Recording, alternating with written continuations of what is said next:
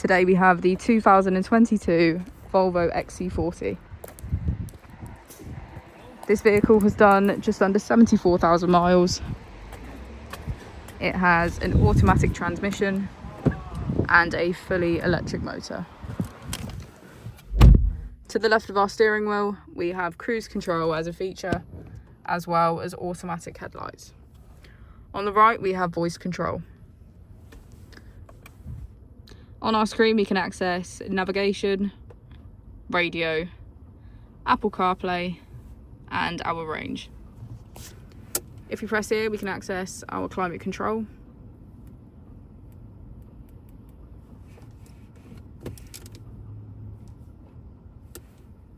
And if we put the vehicle into reverse, we can see that it comes with parking sensors. As we go into the back of the vehicle, we can see that it has a full cloth black interior.